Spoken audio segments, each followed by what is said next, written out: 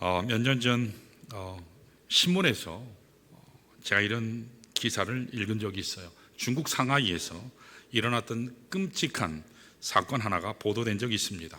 때는 2014년 12월 31일 중국에서 유명한 관광지인 이 천이광장에서 일어난 일인데, 이것이 아마 표현하자면 유명한 뉴욕의 타임 스퀘어 같은 그런 광장인 것 같습니다. 한 해를 보내고 새해를 맞이하기 위해서 수많은 인파들이 몰려왔습니다. 그런데 그때 누군가가 건물 꼭대기에서 돈을 막 뿌렸어요. 돈 뿌리니까 어떻지요? 사람들이 와 하고 서로 그 돈을 줍겠다고 난리가 났습니다. 한꺼번에 수많은 사람들이 몰려가는 바람에 36명이 죽었어요. 그리고 47명이 다리가 부러지고 팔이 부러지고 엄청난 중상을 당하는 참사가 일어났습니다. 자, 그런데 더 기막힌 사실은 뿌린 그 돈이 진짜가 아니고 가짜 돈이었다는 거예요. 세상에 이처럼 어리석고 무지한 자들이 어디 있습니까? 진짜도 아니고 가짜 돈을 쫓다가 팔다리가 부러지고 심지어는 목숨까지 잃게 된 것입니다. 자, 그런데 이러한 현상이 오늘 우리 삶 가운데서도 있다는 거죠. 오늘 이 시대를 살아가는 사람들 중에 이와 같은 종류의 선택으로 살아가는 사람들이 뜻밖의 굉장히 많습니다. 잘못된 것을 따라가요. 엉뚱한 것에 끌려갑니다. 그러느라 인생이 다 망가져요. 삶을 낭비하는 경우를 굉장히 많이 볼 수 있습니다. 사랑하는 여러분, 우리가 인생을 살아갈 때에 바른 것에 끌려가야 돼요. 바른 것으로 이끌어져야 됩니다. 잘못된 것에 끌려가게 되면 삶의 방향을 잃어버리게 됩니다. 헤매게 돼요. 다 갔는데 내가 잘못 왔네.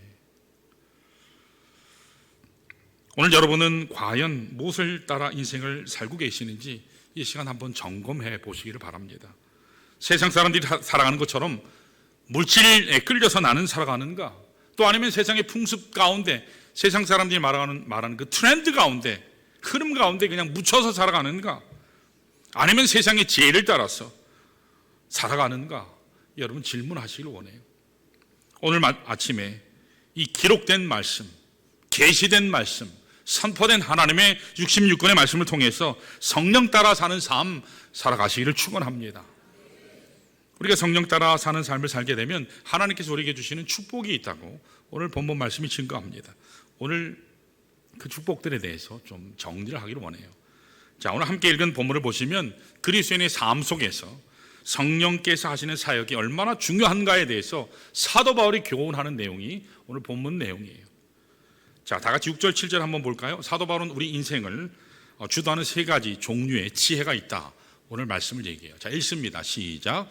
그러나 우리가 온전한 자들 중에서는 지혜를 말하노니 이는 이 세상의 지혜가 아니요 또 이 세상에서 없어질 통치자들의 지혜도 아니요 오직 은밀한 가운데 있는 하나님의 지혜를 말하는 것으로서 곧 감추어졌던 것인데 하나님이 우리의 영광을 위하여 만세전에 미리 정하신 것이라 그랬습니다.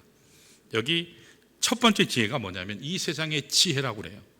이를 정확하게 번역하면 이 시대의 지혜, 이렇게 번역해야 정확해요. 이 세대는 타락한 세대입니다.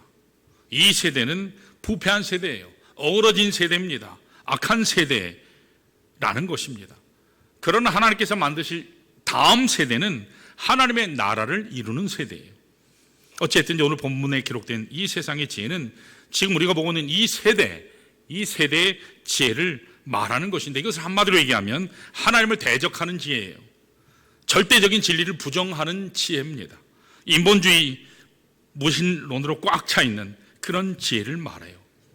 이것은 하나님 앞에 합당한 지혜가 되지 못합니다. 좀 더 자세하게 말씀드리면 이와 같은 세속적 지혜의 기원을 우리가 찾을 수 있는데 창세기 10장에서 찾을 수 있어요. 거기에 보면 니므롯, 집에 가셔서 확인하세요. 니므롯이라는 사람이 있는데 그 사람에게서 시작됐어요.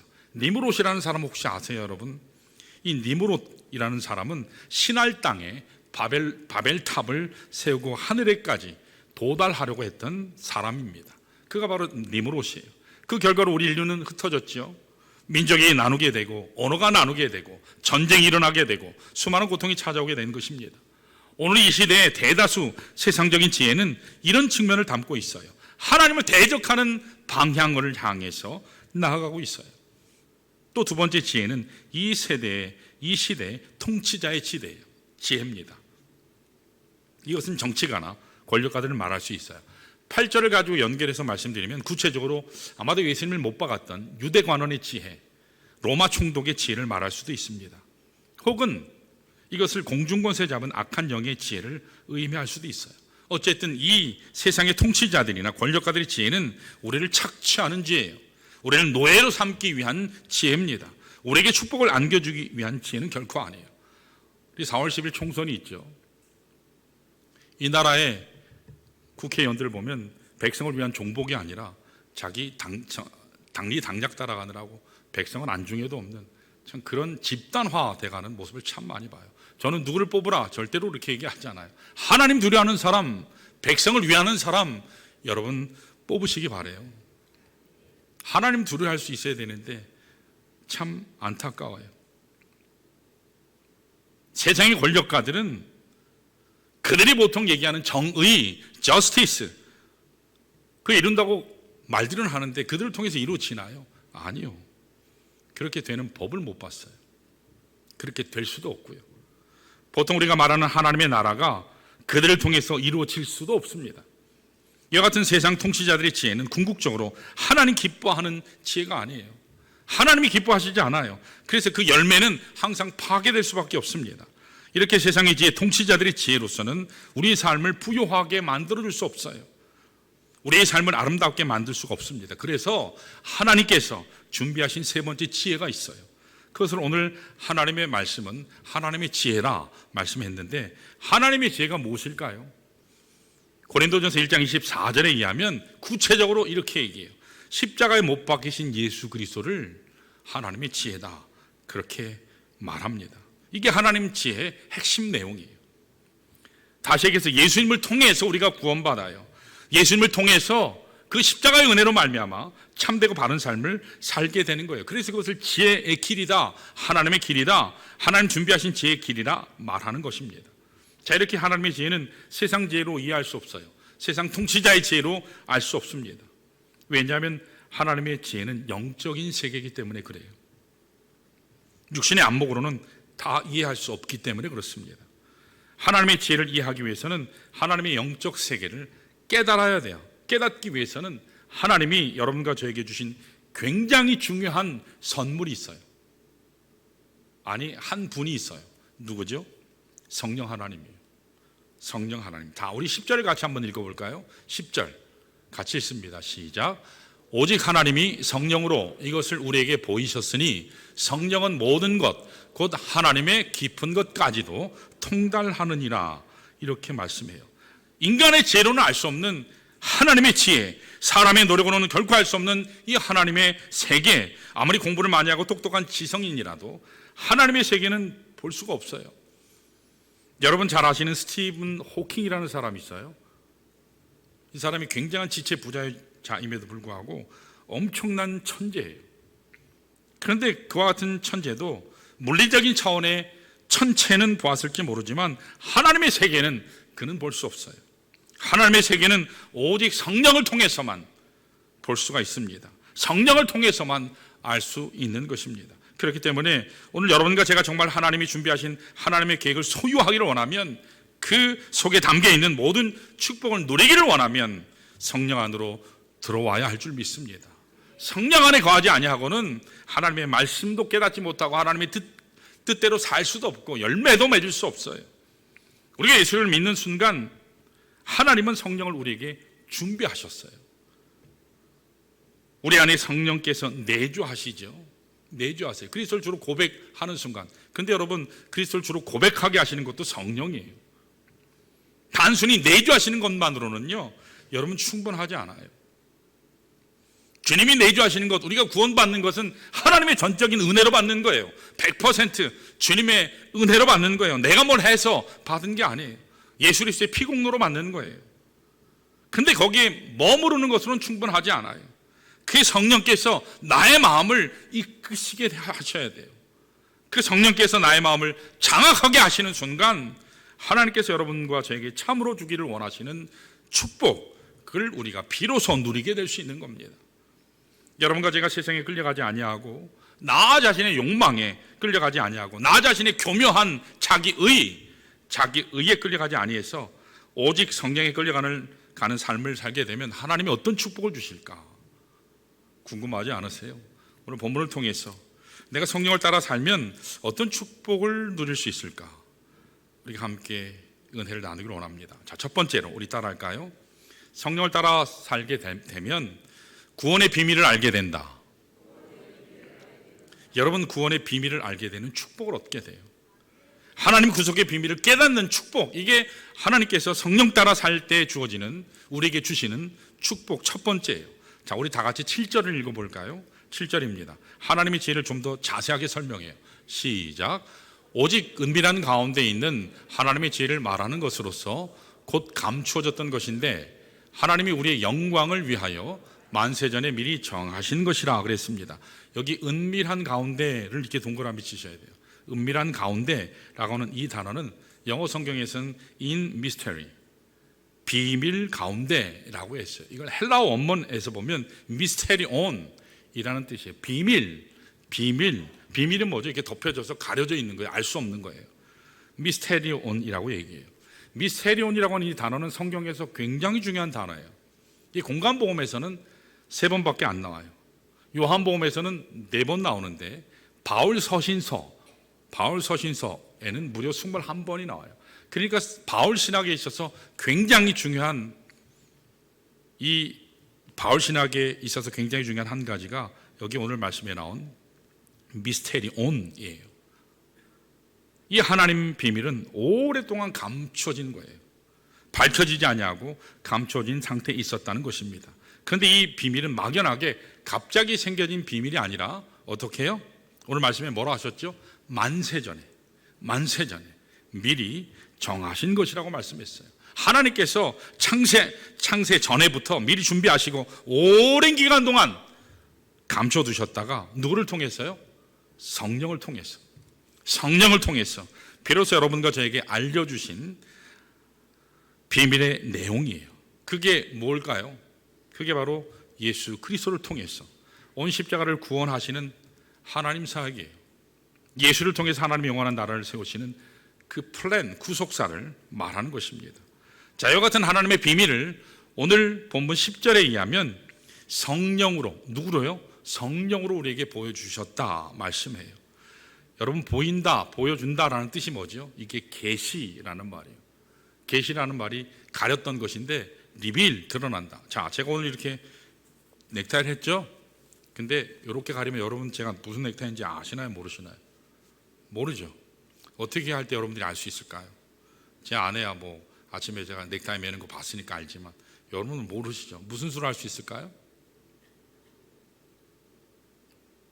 대답하기 싫으세요? 제가 이렇게 열어드려야만 볼 수 있잖아요. 하나님의 계시라고 하는 것은 하나님이 이렇게 보여주실 때 아는 거예요. 그게 계시예요. 여러분, 성령님은 하나님의 깊은 마음까지 통달하시는 분입니다. 그래서 하나님 마음속에 무엇이 있는지 하나님의 그 마음, 의도, 뜻을 샅샅이 뒤지시는 분이에요. 그래서 찾아내세요. 알아내세요. 그래서 우리에게 알리시는 분이에요. 그러니까 하나님의 사랑을 아는 것, 하나님의 계획을 아는 것, 하나님 십자가의 구원의 도리를 아는 것, 하나님 영원한 플랜을 아는 것, 이 모든 것은 누구를 통해서만 가능해요? 성령을 통해서만 가능해요. 이것을 알게 될 때 인생의 해답을 찾을 수 있고 이것을 알아야 참된 생명 가운데 나갈 수 있어요. 구원의 축복을 향해 나갈 수 있는 것입니다. 여러분, 오늘 우리가 구원 사건을 한번 정리해 보는 게 한번 필요해요. 누군가가 복음을 전했기 때문에 여러분 이 자리에 계시죠? 누군가의 수고, 누군가의 기도, 누군가의 희생, 그렇죠? 그 어떤 누군가에 의해서 여러분들이 복음 듣고 이 자리에 계신 거예요. 아니면 여기 장목사 앞에 와서 이제 복음을 깨닫고 구원받는 분도 계시죠. 그러나 제가 하는 게 아니죠. 누가 하시는 거예요? 성령께서 하시는 거예요. 수많은 하나님의 사람을 통해서 누군가 복음을 전했기 때문에 우리가 이 자리에 있어요. 여러분, 복음을 전한다라고 하는 것은 사실 하나님의 비밀을 알려준다, 그 뜻이에요. 하나님께서 예수 그리스도의 복음을 통해서 온 인류를 구원하시고 때가 참에 이 땅에 오게 하셔서 십자가에 죽으시고 부활하셨다는 것. 그래서 우리가 예수 그리스도를 주로 고백하면 구원받는다는 거예요. 이게 바로 복음의 내용이죠. 근데 이 복음의 내용을 오늘 하나님의 말씀은 뭐라고 얘기했죠? 하나님의 지혜다, 그렇게 얘기했어요.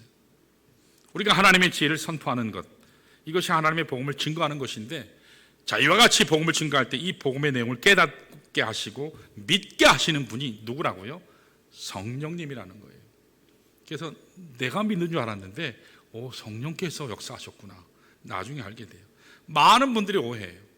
내가 논리적으로 잘 하나님의 말씀 열심히 읽으면, 이해하면, 체계 있게 말씀을 들여다보면 복음을 받을 것이다 생각하는데 아니에요.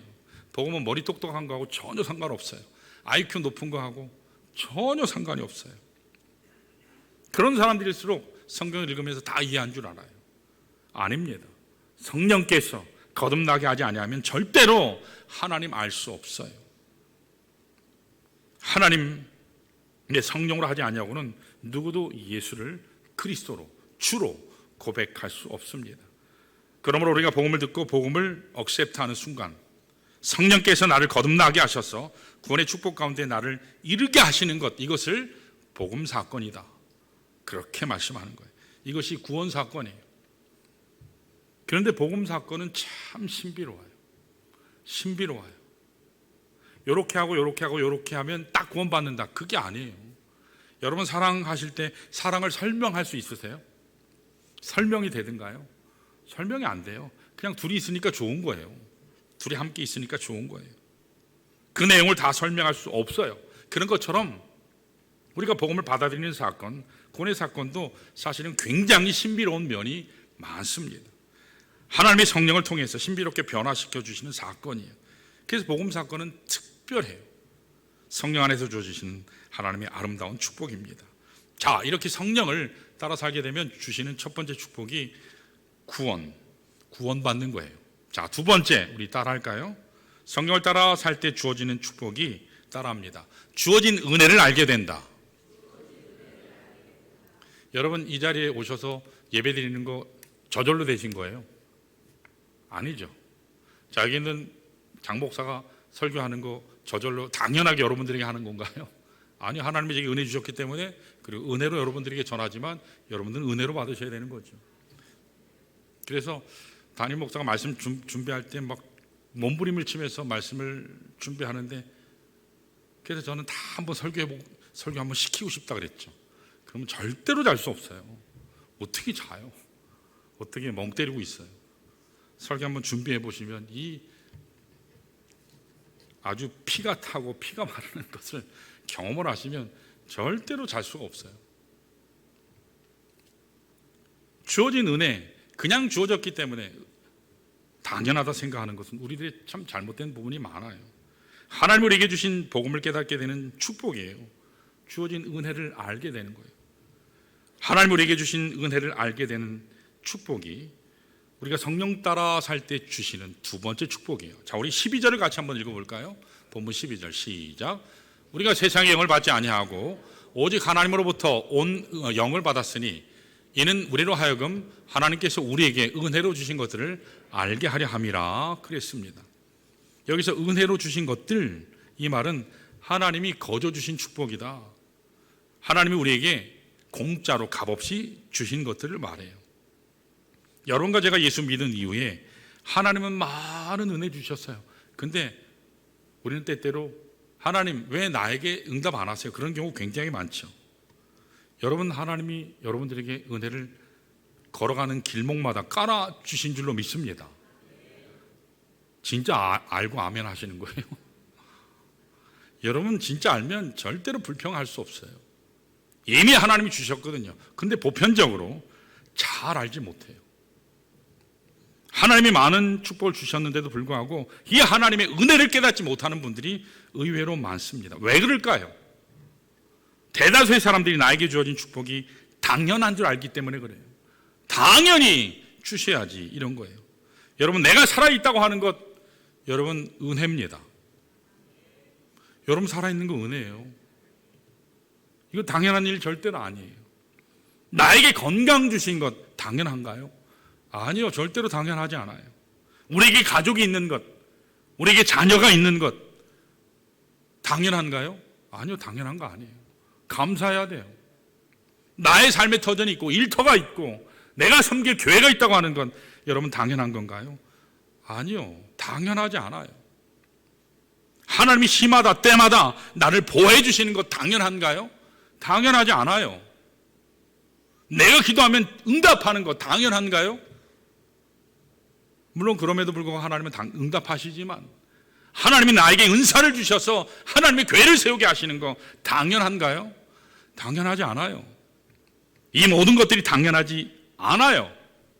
사실은 하나님이 우리를 사랑하셨기 때문에 그냥 주신 거예요. 특별한 축복이에요. 그런데 당연하게 여겨요. 우리는 이것을 잘 깨닫지 못하기 때문에 이미 주어진 것에 대해서 감사하지 않습니다. 오히려 반대로 내가 더 가지 못한 것에 대해서 자꾸 불평해요. 더 원망해요. 더 비교해요. 그런 모습을 참 많이 봐요. 여러분과 제가 자녀를 길러보면 이것을 금방 알 수 있죠. 자녀들이 부모가 해주는 일들 정말 감사하던가요? 어떠세요? 감사하던가요? 대다수의 아이들은 당연하게 생각해요.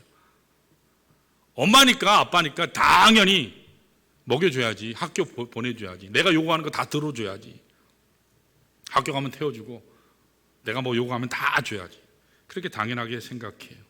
그랬다가 자기들이 원하는 거 못 받으면 어떻게 되죠? 난리 나요. 대들어요.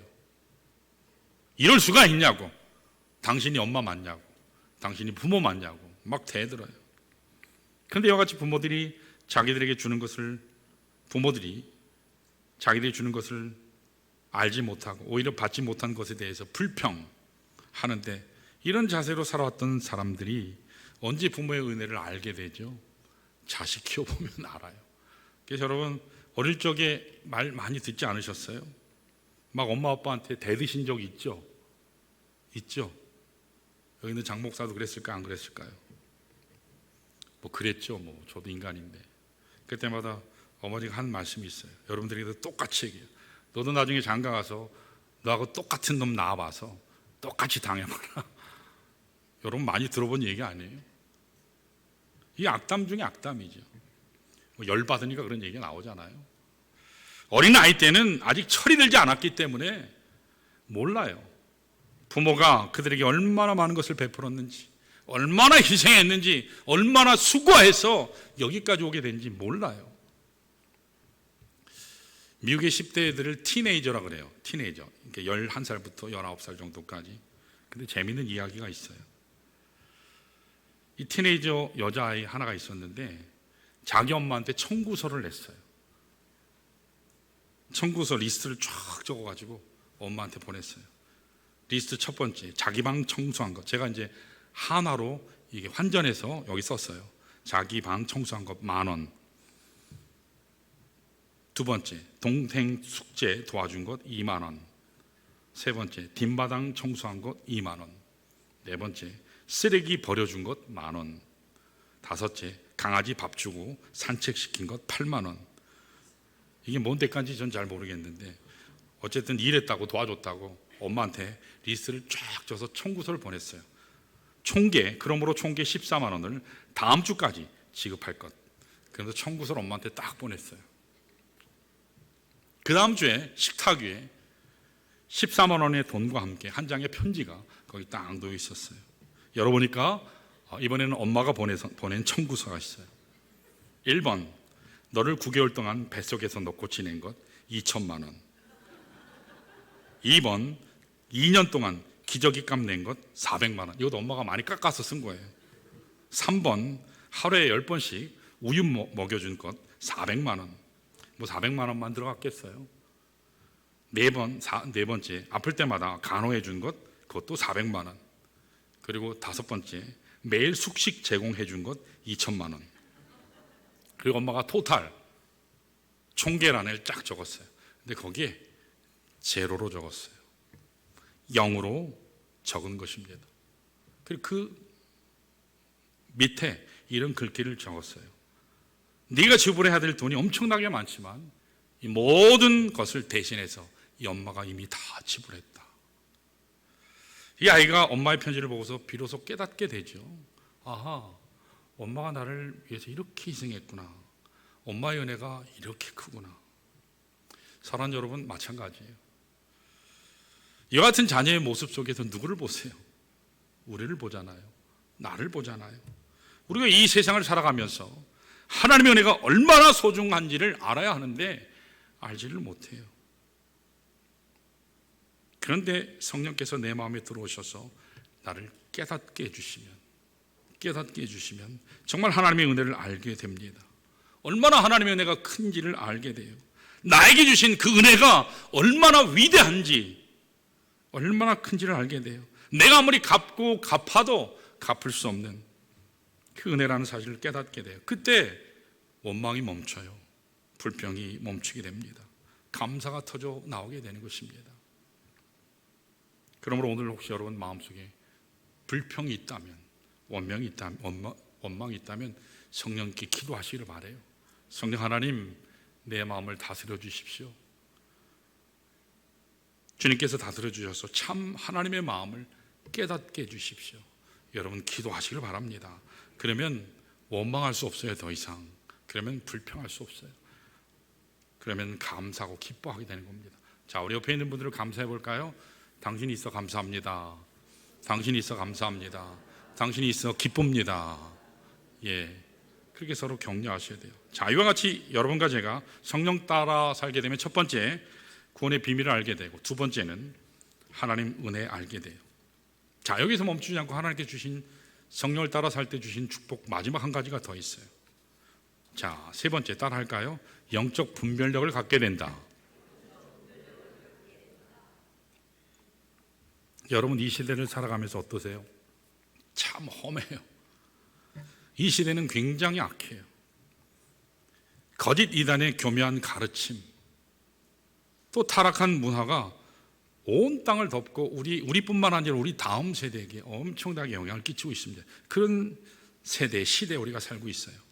자, 이런 시대 가운데서, 세대 가운데서 성령께서 주시는 영적 분별이 없으면 우리는 헤맬 수밖에 없어요. 끊임없이 낙오할 수밖에 없고 바르게 살 수가 없습니다. 자, 우리 13절 한번 볼까요? 13절 같이 읽습니다. 시작. 우리가 이것을 말하거니와 사람의 지혜가 가르친 말로 아니하고 오직 성령께서 가르치신 것으로 하니 영적인 일은 영적인 것으로 분별하느니라 그랬습니다. 여기 보면 사도 바울은 사람이 가르친 지혜가 아니고, 이것은 세상 지혜나 세상 학문으로 가르치는 것이 아니고 누구로 가르쳐요? 오직 성령께서 가르친 것이다 라고 해요. 여러분, 성령께서 가르치신 것이 뭘까요? 도대체 성령이 뭘 가르치실까요? 진리를 가르치시는 거예요. 성령의 이름이 진리의 성령이에요. 영광의 성령, 영광의 주라는 표현도 하지만 진리의 성령, 성경에 기록된 진리를 성령께서 조명해 주심으로 깨닫게 하신다는 그런 뜻이에요. 그래서 여러분들이 성경을 보실 때 성경의 내용을 깨닫게 되고 알게 하시는 분이 누구 때문인 줄 아세요? 성령 하나님이에요. 어둠 가운데 우리 영안이 닫혀 있는데, 어둠 가운데 있는데 성령께서 이렇게 enlightening, 이렇게 밝게 비춰주셔서 이렇게 환하게 보이게 하시는 것, 그게 조명한다 그 뜻이에요. 성령의 조명이 없으면 진리를 깨달을 수 없어요. 참된 진리 가운데로 거닐 수 없습니다. 자, 우리 마지막으로 요한복음 16장 13절을 볼까요? 같이 읽습니다.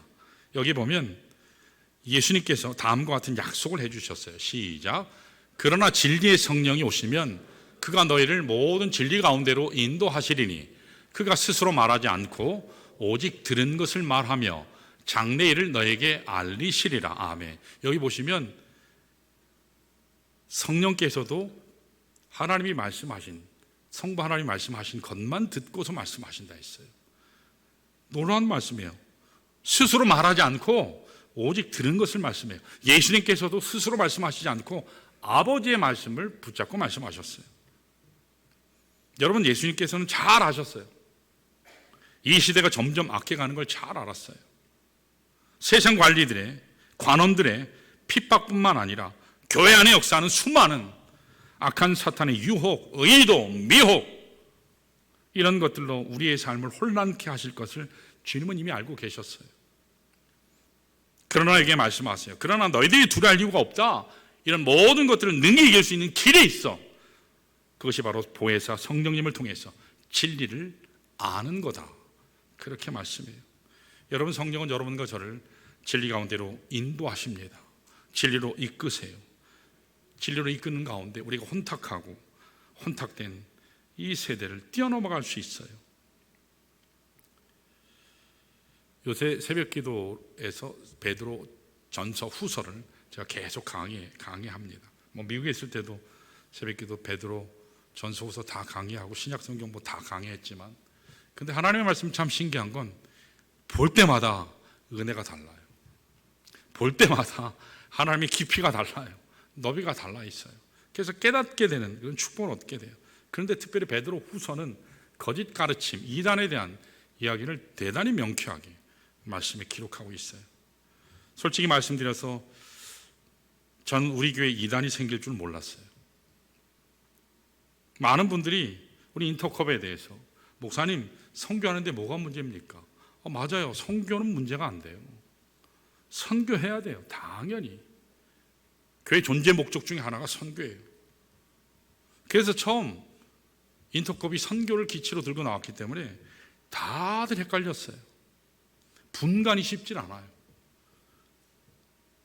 지난 7년 이상 세월이 흘러가면서 저들을 품으려고 노력하면서 몸부림쳤는데, 그런데 동시에 인터컵의 정체를 알아가는 시간이기도 했어요. 오늘 이르러 제가 보고 있는 인터컵은 제 정의는 이래요. 지금까지 본 이단 중에 가장 교묘하다. 가장 교묘하다. 왜냐하면 선교를 슬로건으로 내세웠기 때문이에요. 사탄은요, 이 교회에서 2000년 교회에서 역사를 쭉 살펴보면 사탄은 시대마다, 장소마다, 때마다 하나님 구속 사역의 핵심적인 내용을 교묘하게 선점해서 이단 명칭으로 사용하는 것을 참 많이 보게 돼요. 여러분, 구원파 어떠세요? 구원파는 구원에 대한 걸 전하잖아요. 제가 미국에 있을 때 구령 열심히 했더니 저한테 저 교회는 구원파 교회라고 구령 열심히 했더니 구원파래요.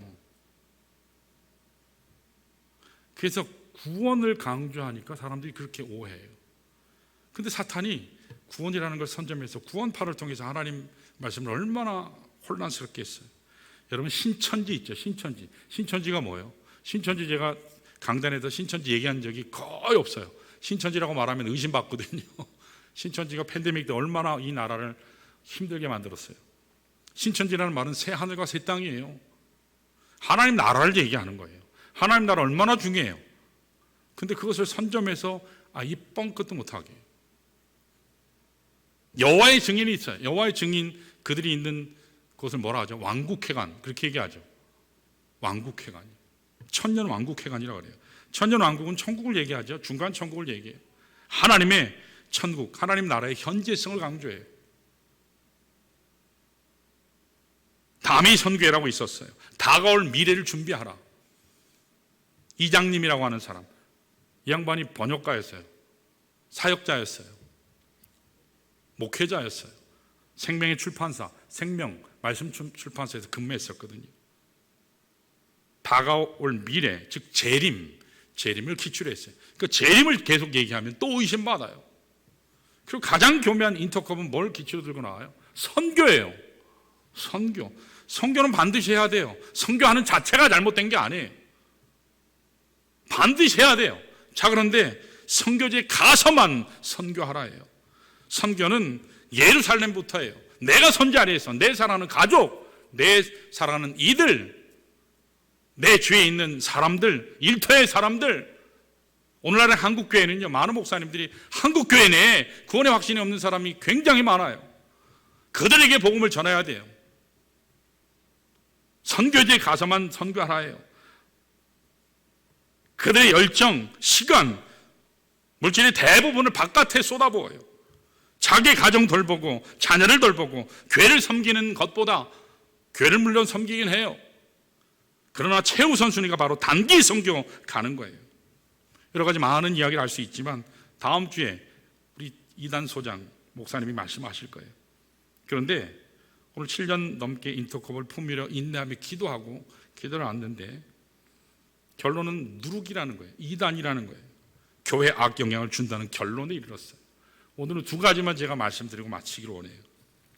3년 전 인터컵에 연루된 소속된 핵심 사역을 하는 이 두 사람과 함께 제가 대화를 했어요.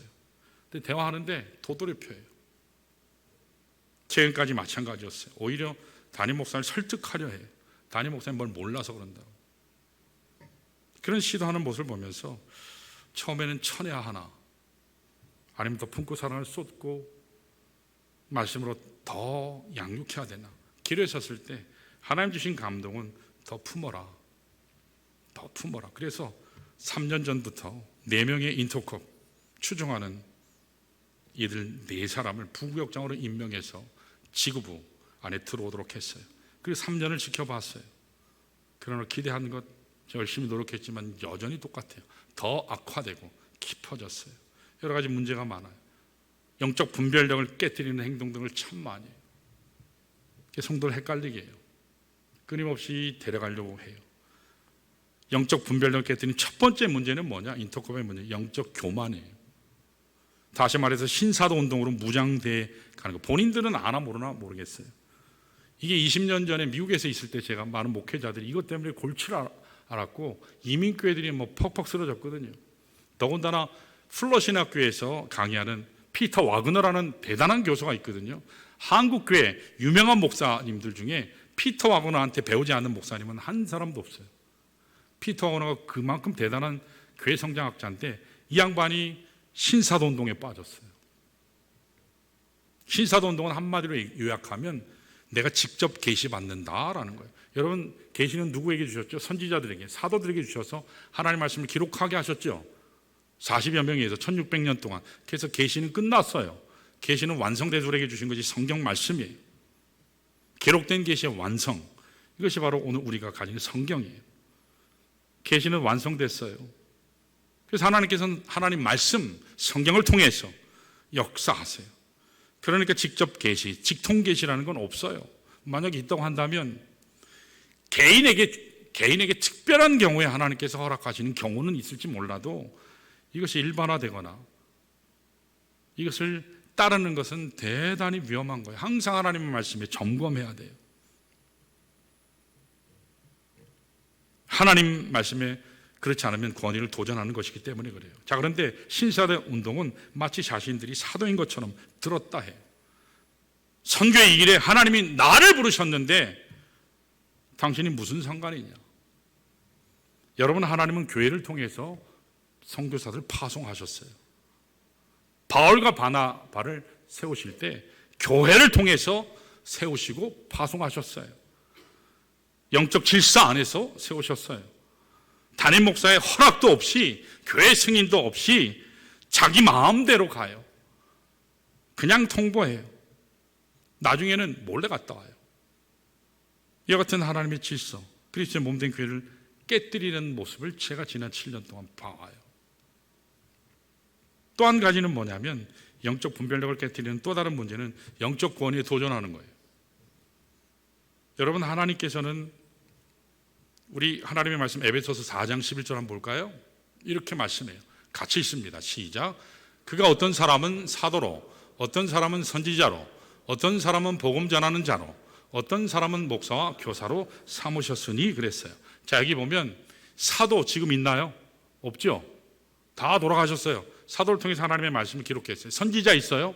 없어요. 다 돌아가셨어요. 복음 전하는 자와 목사, 교사가 남았어요. 복음 전하는 자는 순회 설교자를 얘기해요. 아니면 한국에서는 부흥사들. 근데 그들은 하나님의 말씀을 전할 때 교회를 세우는 것을 돕죠. 말씀을 증거하면서. 그런 목자로 양육자들은 아니에요. 하나님께서 오늘 양육자로, 말씀의 선포자로 세운 이들이 목사이면서 동시에 교사를 얘기해요. 정관사 하나가 붙어 있거든요. The preacher and teacher. 그래서 한 역할을 하는 사람이에요. 그래서 목사는 티칭 못하면 하면 안 돼요. 프리칭 못하면 목사하면 안 돼요. 그게 목사예요. 그럴지라도 목사가 계시받아서 자기가 무슨 글을 쓴다, 그럼 그 사람도 무조건 이단이에요. 목사는 말씀 선포자고 양육자고 훈련시키는 교사예요. 복음 전하는 자. 자, 그러면 어떻게 그리스도의 이 목사는 무슨 일을 하는지, 어떻게 해서 그리스도의 몸된 교회를 세우는지 우리 12절을 볼까요? 여기에도 적혀 있죠. 자, 12절 시작. 이는 성도를 온전하게 하여 봉사일을 하게 하며 그리스도의 몸을 세우려 하심이라 그랬습니다. 이는 목사 교사를 통해서 하나님이 하시고자 하는 일이 뭐예요? 성도를 온전케 하는 거예요. 온전케 한다라는 말씀 카타르티조라고 말씀드렸죠. 고린도 교회가 분열이 일어났죠. 바울파, 아볼로파, 베드로파, 예수파. 그때 사도 바울이 뭐라 했어요? 예수 그리스도께서 나뉘었느냐? 한 말, 같은 마음, 같은 뜻을 품고 온전히 합하라. 그때 온전이라는 말이 뭐였어요? 카타르티조예요. 그래서 fit, together 설명을 했어요. 자매님들 옷집에 가면 피팅룸 있잖아요. 거기 가서 옷 맞춰서 입으시잖아요. 맞을 때까지 입잖아요. 그래서 하나님의 말씀의 기준에 예수 그리스도로 또 하나님의 말씀의 기준에 맞춰 가서 양육하는 그 사역, 성도를 온전케 하는 사역, 그게 목사가 교사에게 하나님께서 명하신 거예요. 이게 하나님의 뜻이에요. 그래서 어떻게 해요? 봉사일을 하게 하는 거예요. 봉사일은 누가 해요? 성도가 하는 거예요. 성도를 온전케 하여 그 온전케 된 성도들이, 온전하게 되는 성도들이 봉사일을 하는 거예요. 봉사일이 뭐예요? 사역이에요. 사역이에요. 그래서 감사한 것은 우리가 평신도 사역, 성도들이 점점 사역에 많이 참여해요. 건강한 교회가 돼가고 있어요. 이게 성경이 말씀하는 교회예요. 그래서 결론으로 어떻게 한다고요? 그래서요, 그리스도의 몸을 세우려 함이라. 그리스도의 몸을 세우려 함이라. 만일 성도를 온전케 하는 일에 도전하면 그리스도의 몸을 세우는 일을 깨뜨리는 일이에요. 봉사일을 하지 아니하면 하나님 말씀 가운데 바로 서지 않는 거예요. 하나님 앞에 목사가 하는 일이 뭐라고요? 성도를 온전케 하는 거예요. 잘못된 성도의 모습이 있으면, 태도가 있으면, 마음이 있으면 말씀으로 교정시키고 책망하는 거예요. 뜯어 고치는 거예요. 그게 성도를 온전케 하는 거예요. 여러분, 목사가 책망하면 여러분 들으시나요? 아니요. 그래서 목사는 거의 책망 안 해요. 저는 강단에서 얘기할 뿐이에요. 그래서 봉사일을 하게 한다 했죠. 그래서 하나님의 교회, 그리스도의 몸된 교회를 세우는 거예요. 그러므로 나는 직통 계시 받아 나는 주의 부르심을 받았으니 내 뜻대로 한다. 문제 있나요? 없나요? 문제 많아요. 더 나아가 사탄적이에요. 사람의 음성을 들을 것이냐, 하나님의 음성을 들을 것이냐, 말장난이에요. 대단히 불경한 위험한 것입니다. 한마디로 이런 태도는 하나님 교회 질서 깨뜨리고 하나님 세우신 목자의 권위 도전하는 거예요. 한국 교회는, 우리 교회만 이러는 게 아니에요. 한국 교회는 인터컵을 2단으로 보고 있어요. 몇 달 전에 우리 평택에 있는 우리 교단의 교회도 인터컵 때문에 담임 목사님이 쫓겨났어요. 바로 우리 아래 동네. 장로교, 성결교 할 것 없이 많은 교회에서들이 이런 어려움이 있어요. 많은 신학자들이, 목회자들이, 교수들이, 설교자들이, 목사들이 지난 20년 이상, 아니 그 전부터 계속 주목해서 보고 왔어요. 그런데 헷갈려요. 처음부터 이게 애매했거든요. 이단성을 파악하고 지금에 와서는 이단 세미나를 통해서 수많은 책들을 지금 발간하고 있거든요. 또 신학자들이, 목회자들이 지면을 통해서, 설교를 통해서, 강의를 통해서 한국교회를 바로 세워가고 있다는 사실을 성도 여러분들이 기억하시길 바랍니다. 여러분, 다음 주일에 이단 경계 주일 여러분 꼭 다 참석하시길 바랍니다. 참석하셔서 여러분 분별의 눈을 갖기를 원해요. 그렇지 않으면 여러분 굉장한 어려움을 갖게 됩니다. 영적인 바이러스로 교회를 숙주 삼아 무너뜨리려고 하는, 장악하려는 악한 동기들을 깨뜨리는 주의 백성들 되시기를 축원합니다.